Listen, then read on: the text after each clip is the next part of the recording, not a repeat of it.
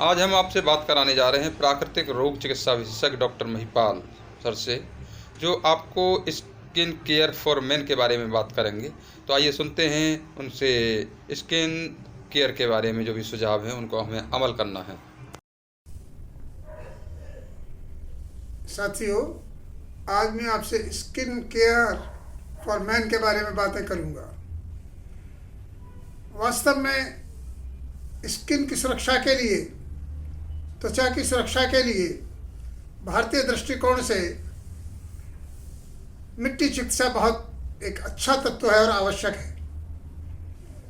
ये पंच महाभूतों में इसका वर्णन भी है। मिट्टी, पानी, धूप, हवा, सब रोगों की यही दवा।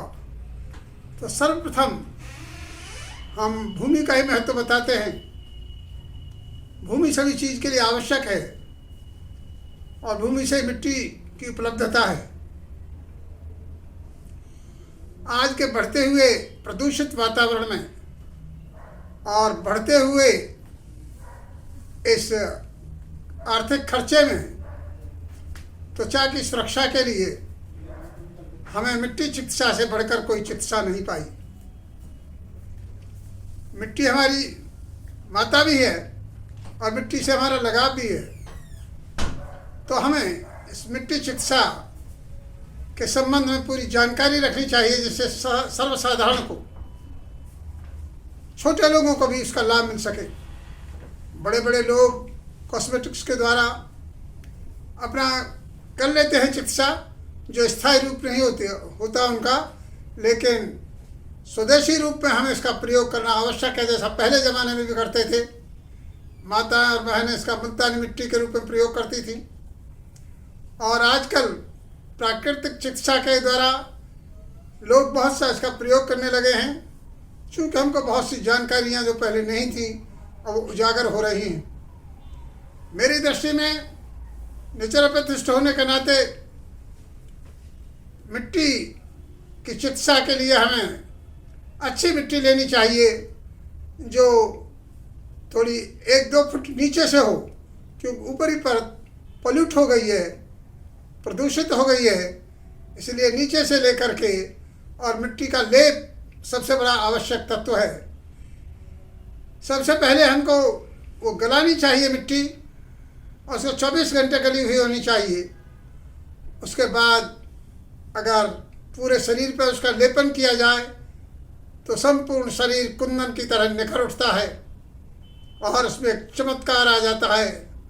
आदमी स्वयं उससे अनुभूत होता है, बाह्य रूप से उसका ललाट चमकने लगता है, उसके अंदर एक प्रकार की प्रभामंडल उसका तीव्र हो जाता है।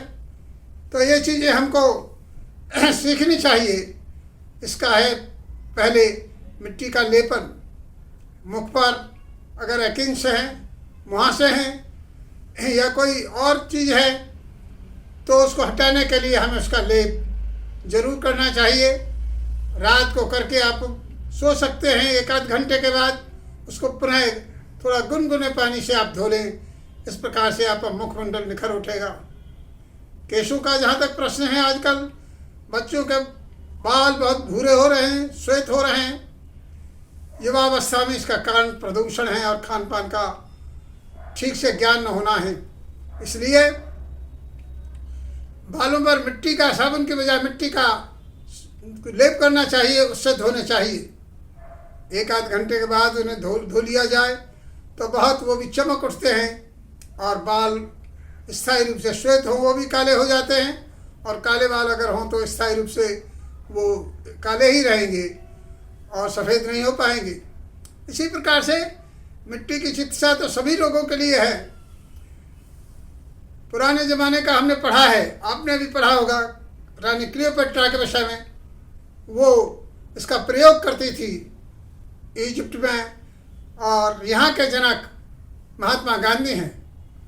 महात्मा गांधी ने उरली कांचन में सबसे पहले ये चिकित्सालय की स्थापना की थी। उन्होंने मिट्टी की चिकित्सा से अपनी चिकित्सा भी वो स्वयं करते थे। पेट में भी अगर कोई बीमारी हो जाती थी, कॉन्स्टिपेशन हो जाता था, तो गांधी जी जो बहुत परिश्रम करते थे, तो थोड़े पेट के मरीज भी थे, लेकिन मिट्टी चिकित्सा के द्वारा उसे ठीक कर लेते थे।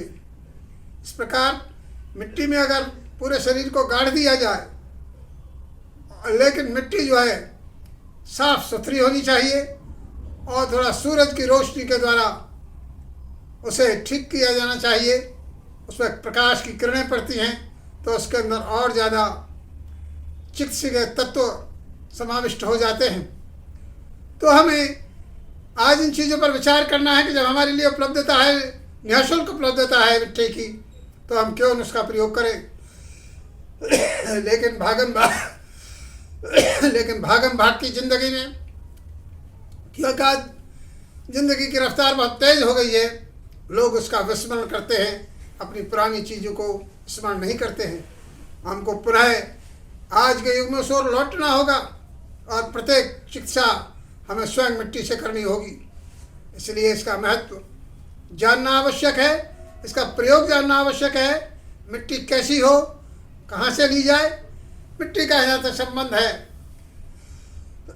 यहाँ हमारे क्षेत्र में दोमट मिट्टी अच्छी होती है, लेकिन जहाँ देश में जैसी भी मिट्टी है वो हमको उसका प्रयोग करना चाहिए। प्रकृति ने ऋतु के अनुसार, वहाँ के लोगों के अनुसार उसका किया है, उसको दिया है, मिट्टी को बनाया है।